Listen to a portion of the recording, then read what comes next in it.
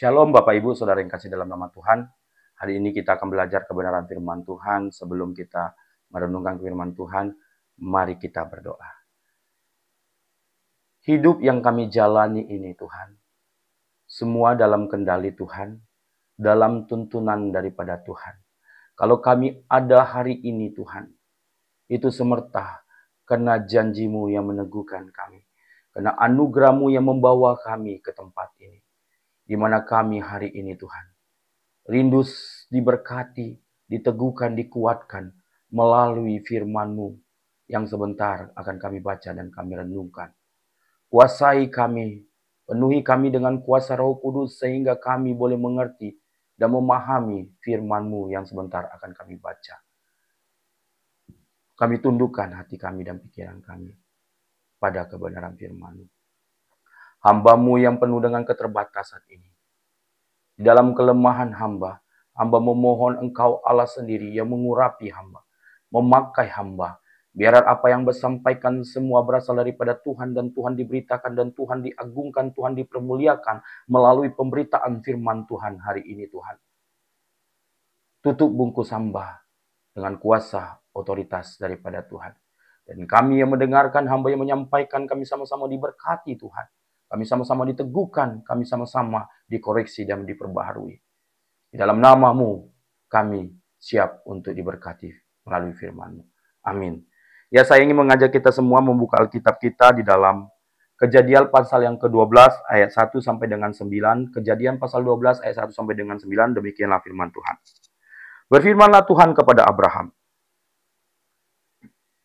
Pergilah dari negerimu, dari sanak saudaramu, dan dari rumah bapamu ke negeri yang akan kutunjukkan kepadamu. Aku akan membuat engkau menjadi bangsa yang besar, memberkati engkau dan membuat namamu masyhur. Dan engkau akan menjadi berkat. Aku akan memberkati orang-orang yang memberkati engkau dan mengutuk orang-orang yang mengutuk engkau. Oleh namamu semua kaum di bumi akan mendapatkan berkat. Lalu Abraham pergi seperti yang difirmankan Tuhan kepadanya, dan Lot pun ikut bersama-sama dengan dia. Abraham berumur 75 tahun ketika ia berangkat dari Haran. Abraham membawa Sarai istrinya, Lot anak saudaranya, dan segala benda yang mereka kumpulkan, serta orang-orang mereka peroleh di Haran. Mereka berangkat dari tanah ke Kanaan, lalu sampai di sana. Abraham berjalan melalui negeri itu sampai ke suatu tempat di dekat Sikem, ke pohon terbatin di Mor. Waktu itu orang Kanaan tinggal di negeri itu. Ketika itu Tuhan menampakkan diri kepada Abraham dan berfirman, Aku akan memberkati negeri ini kepada keturunanmu. Lalu di situ ia akan mendirikan mezbah bagi Tuhan, telah menampakkan diri kepadanya. Kemudian dari situ ia pindah ke pegunungan di sebelah timur di Betel. Ia memasang kemahnya di antara Betel di sebelah barat dan Ai di sebelah timur. Lalu di situ ia mendirikan mezbah bagi Tuhan dan memanggil nama Tuhan. Sesudah itu Abraham berangkat dan berjalan ke negeri tanah Negeb. Ya, berbahagialah kita yang membaca dan merenungkan kebenaran firman Tuhan. Dan yang paling bahagia ialah melakukan kebenaran firman Tuhan itu di dalam kehidupannya sehari-hari. Tema renungan kita bicara tentang navigasi Allah tanpa GPS. Navigasi Allah tanpa GPS. Bayangkan Bapak Ibu sedang berliburan ke tempat di mana Bapak Ibu, negeri wisata itu adalah tempat dambaan Bapak Ibu. Karena ibu-ibu, anak-anak muda, atau anak-anak gadis yang suka film Korea, jadi kita buat ke Korea. Nah, Korea adalah negara yang selama ini Bapak Ibu dambakan. Dan Bapak Ibu mempersiapkan segala sesuatunya untuk di Korea. Mulai dari jaket tebal dan lain-lain. Sampai di sana. Sampai di hotel atau di penginapan. Esok harinya pagi, Bapak Ibu mulai berjalan. Bersama dengan rombongan, bersama dengan keluarga. Bapak Ibu menikmati objek wisata, kuliner, menikmati dinasti-dinasti kerajaan, bahkan pantai demi pantai. Di pertengahan, saking kan asiknya Bapak Ibu foto selfie-selfie, akhirnya Bapak Ibu terpisah dengan rombongan atau dengan keluarga. Hari mulai malam, tiba-tiba telepon berdering. Kamu di mana? Bapak Ibu jawab, saya tidak tahu ini di mana tempat. Lalu teman bilang, tenang, saya akan kirimkan GPS. ke tempat engkau. Lalu GPS sampai ke WhatsApp Bapak Ibu. Bapak Ibu mengikutkan arah GPS. 500 ke kanan, 200 meter nanti sebelah kiri. Tiba-tiba Bapak Ibu mau bilang 500 meter, GPS kata, mati, HP drop. Hari mulai malam gelap, tidak ada seorang pun yang lewat. Bagaimana Bapak Ibu? Menangis atau bingung? Atau terduduk diam? Atau melanjutkan perjalanan? Kita tahu Bapak Ibu, kita ini sedang hidup dalam dunia teknologi yang begitu canggih. Di smartphone kita, segala sesuatu ada lengkap. GPS menunjukkan tempat integrasinya, berapa jaraknya sudah ada di situ. Tapi berbeda dengan pemanggilan Abraham pada waktu itu Bapak Ibu. Di mana Abraham dipanggil Tuhan tanpa peta atau tanpa GPS, tanpa rincian yang pasti Bapak Ibu. Hanya ada satu janji yang Tuhan nyatakan melalui Abraham. Kalimat ini yang memberikan penguatan bagi Abraham. Aku menyertaimu. Inilah yang dialami oleh Abraham. Abraham adalah seorang biasa, tapi dipercayakan Tuhan untuk menjadi orang yang luar biasa, Bapak Ibu. Bukan karena tahu Abraham harus pergi kemana, enggak Bapak Ibu. Tetapi dia tahu siapa yang memanggil dia.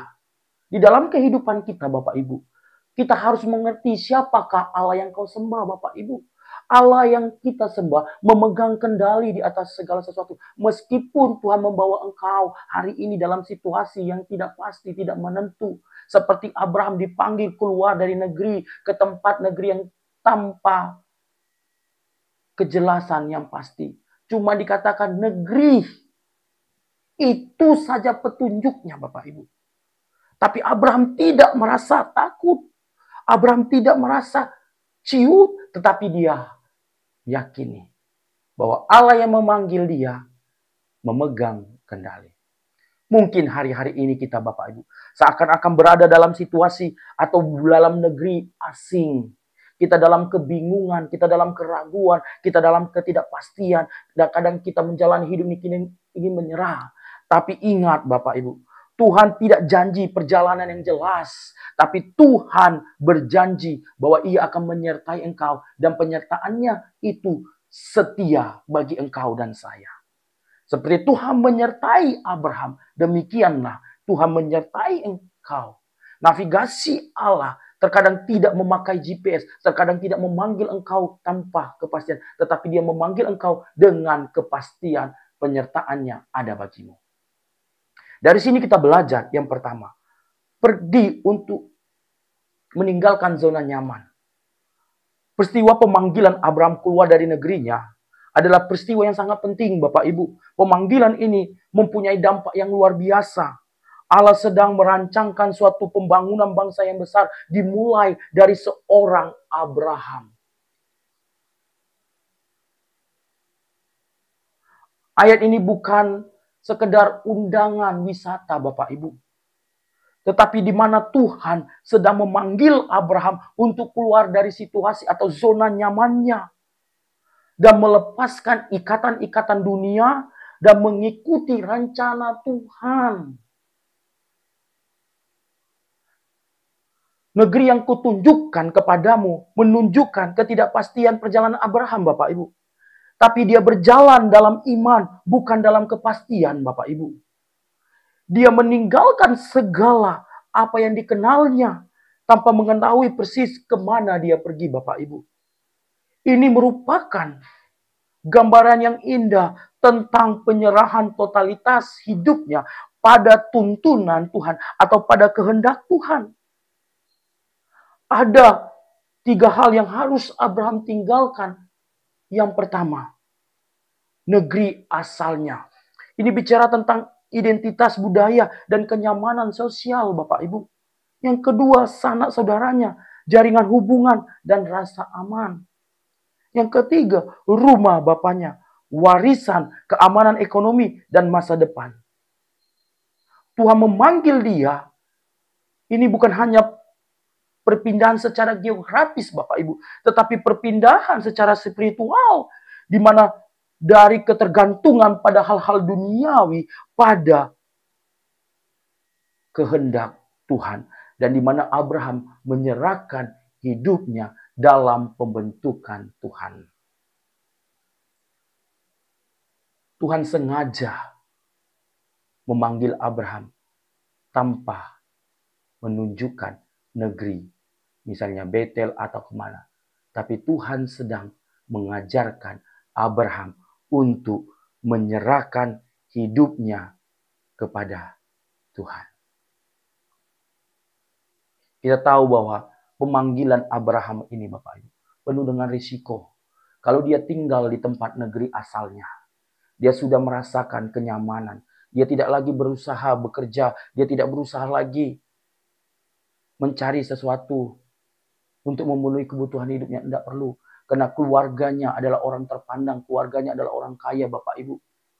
Tapi Abraham tunduk pada pemanggilan Tuhan. Dalam kehidupan kita pun juga, Bapak Ibu. Terkadang Tuhan memanggil engkau harus keluar dari zona nyamanmu. Bukan karena Tuhan sedang benci kepadamu, Bapak Ibu. Tidak. Tapi Tuhan sedang memproses hidupmu. Tuhan sedang memurnikan imanmu. Tuhan sedang membuat engkau menjadi orang yang hebat. Orang yang tidak gampang menyerah. Orang yang tidak gampang putus asa. Seperti Tuhan memanggil Abraham keluar dari zona nyamannya. Ingat Bapak Ibu. Zona nyaman itu menahan kita untuk mengalami suatu pertumbuhan, Bapak Ibu. Dan zona nyaman itu tidak membuat kita menjadi orang yang produktif, Bapak Ibu. Jika kita terjebak dalam situasi zona nyaman, maka kita akan mengalami kehidupan kemunduran, Bapak Ibu. Zona nyaman itu membahayakan imanmu, Bapak Ibu. Ketika engkau berada dalam zona nyaman, engkau akan sulit mendengar suara Tuhan dengan pasti. Ketika engkau berada zona nyaman, engkau akan mengikuti pada kehendakmu saja. Tapi di mana Tuhan sedang mengajarkan engkau untuk meninggalkan zona nyamanmu. Bukan berarti engkau dan saya harus membenci orang tuamu. Enggak, Bapak Ibu. Harus membenci keluargamu. Enggak, Bapak Ibu. Bukan itu. Tapi di mana Tuhan sedang mengajarkan engkau untuk belajar bergantung seutuhnya pada Tuhan. Kita tahu bahwa negeri asal Abraham, di mana di nenek moyangnya, bahkan orang tuanya, pada waktu itu adalah melakukan penyembahan berhala. Ketika dia berada dalam negeri nenek, maka dia hidup pasti dalam penyembahan berhala. Ingat, pergaulan atau komunitas kita menentukan pertumbuhan iman kita. Abraham panggil Tuhan. Kita tahu bahwa bagaimana Abraham dipanggil pada waktu itu umur 75 tahun. Bukan lagi muda. Tapi dia belajar untuk dibentuk oleh Tuhan. Dia belajar pada penundukan diri dalam kehendak Tuhan. Memang ketika kita keluar dari zona nyaman, itu sakit Bapak Ibu. Itu rasa tidak enak Bapak Ibu. Tapi itulah cara Tuhan membentuk engkau untuk menjadi orang yang kuat. Walaupun hari-hari ini Tuhan memanggil engkau masuk dalam situasi penuh dengan ketidakpastian.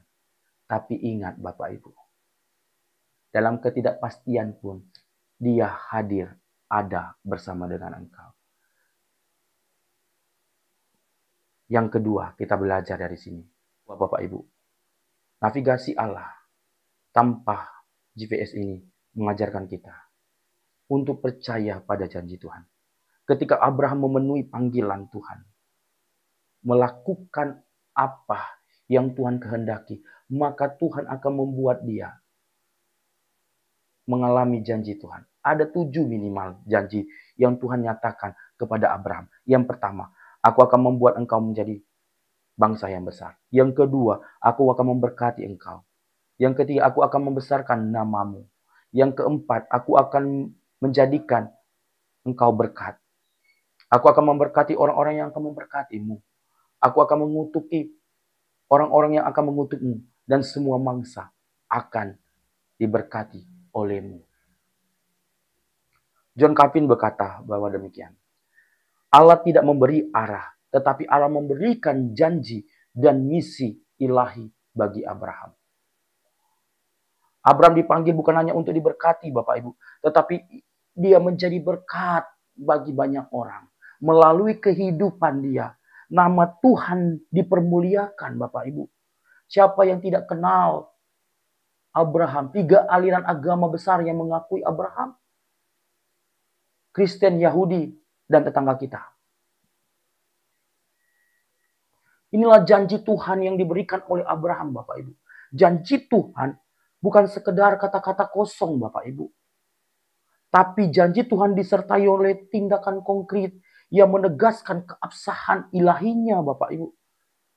Berbeda dengan janji manusia, hari ini berjanji, esok nol, omong kosong. Apalagi kalau manusia hari-hari ini, kalau lagi butuh, misalnya pinjam duit, bagaimana mukanya? Taruhlah muka lesu, letih, dan lain-lain. Minta pinjam dulu uangmu, besok saya ganti. Kita kasih, kita tagih esoknya sesuai dengan apa yang dikatakan. Bagaimana? Kayak serigala dia kan? Janji manusia itu manis di awal, di akhir menyakitkan. Berbeda dengan janji Tuhan. Janji Tuhan awal indah, akhir pun juga indah. Tidak ada satupun janji manusia yang bisa ditepati. Tapi janji Tuhan, tidak ada satupun yang tidak ditepati. Semua ditepati oleh Tuhan. Melalui Abraham, ada satu janji. Semua bangsa akan mengakui. Dan semua orang akan diberkati. Dan semua orang akan mengalami keselamatan. Digenapi melalui siapa? Yesus Kristus.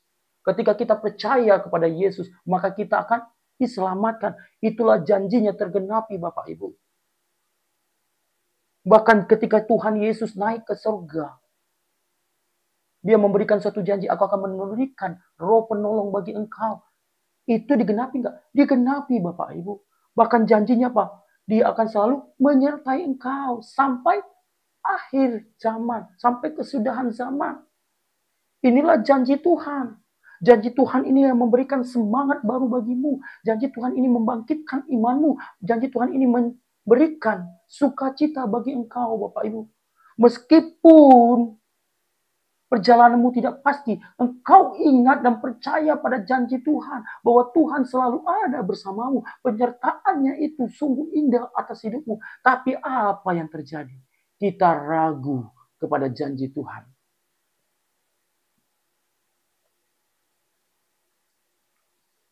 Kau belajar hari ini Bapak Ibu dan saya untuk mempercayai janji Tuhan. Janji Tuhan itu Bapak Ibu seperti perak murni Bapak Ibu yang sudah mengalami peleburan 7 kali. Berarti janji Tuhan adalah murni Bapak Ibu. Tuhan berjanji menjadikan Abraham menjadi bangsa yang besar. Dan hari ini tergenapi.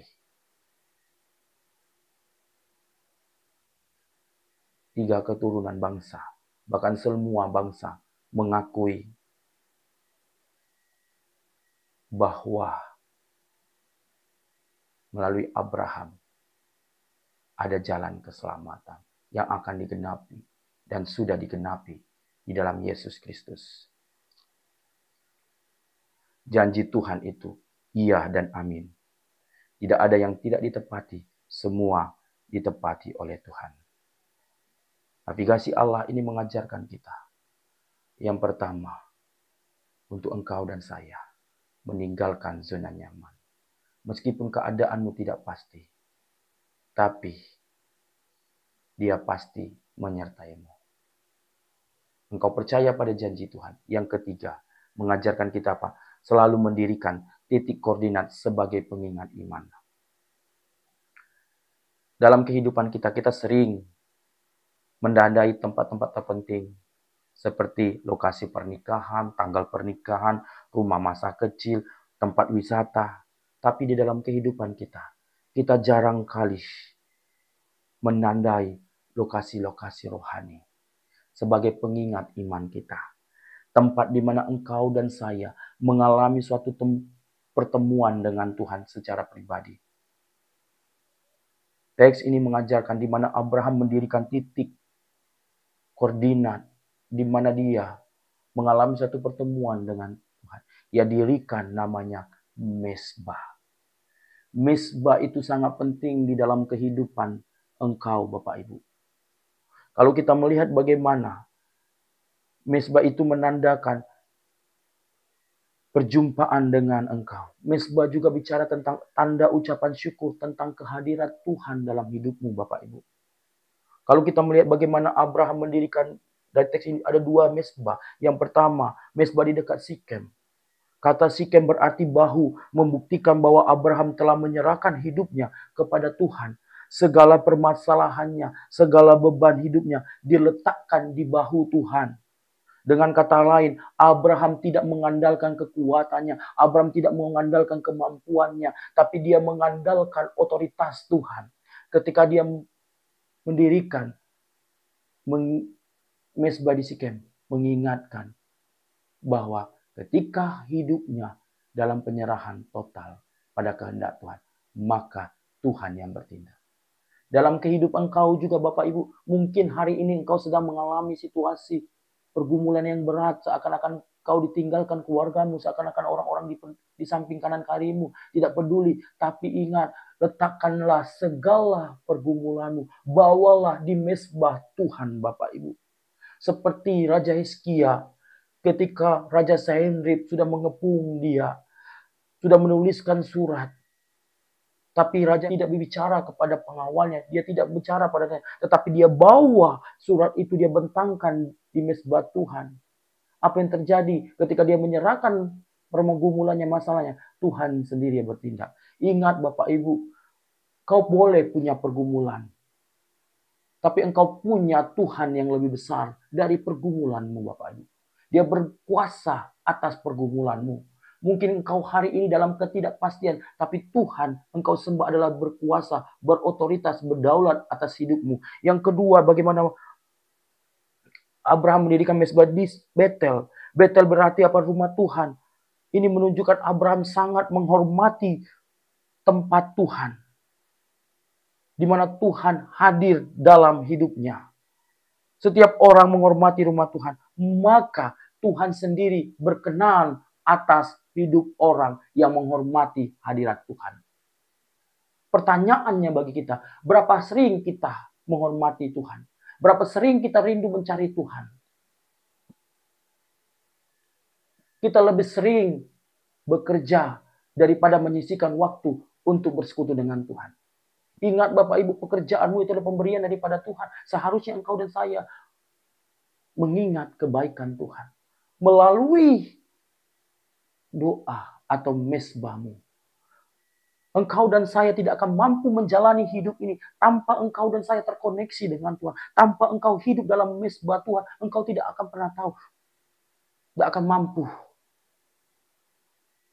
Ingat, kemampuan kita, pikiran kita terbatas untuk memprediksi akan apa yang akan terjadi hari esok. Tetapi ketika engkau menghadirkan hadirat Tuhan dalam hidup, engkau tidak akan pernah takut apa yang akan terjadi dalam kehidupanmu. Memang ada ketakutan, tapi engkau dan saya ketika menghadirkan hadirat Tuhan, engkau dipenuhi rasa keberanian. Karena Roh Kudus itu dicurahkan atas hidupmu.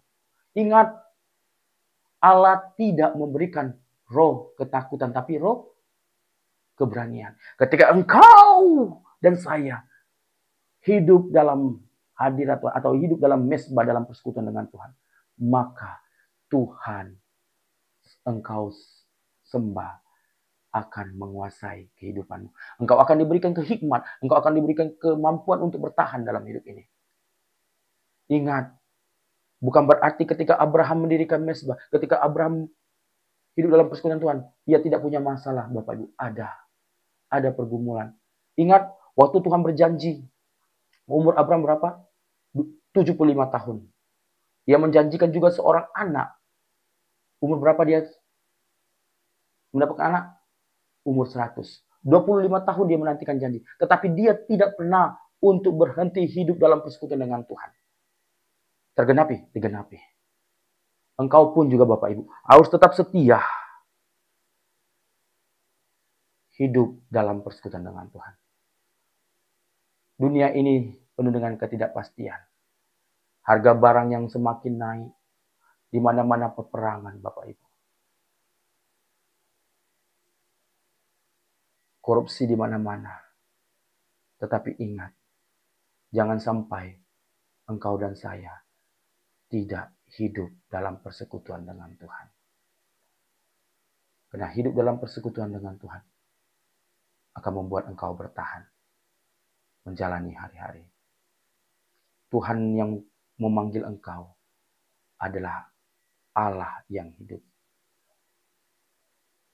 Terkadang Tuhan biarkan dan izinkan engkau harus melewati situasi tersulit. Bukan karena dia tidak senang, tapi dia sedang mengizinkan engkau untuk seutuhnya bergantung pada tuntunan Tuhan. Ketika engkau dalam keadaan terpuruk, engkau harus tetap hidup dalam persekutuan, beriman dan percaya akan janji Tuhan yang selalu hadir bagimu. Amin buat kebenaran firman Tuhan. Mari kita berdoa.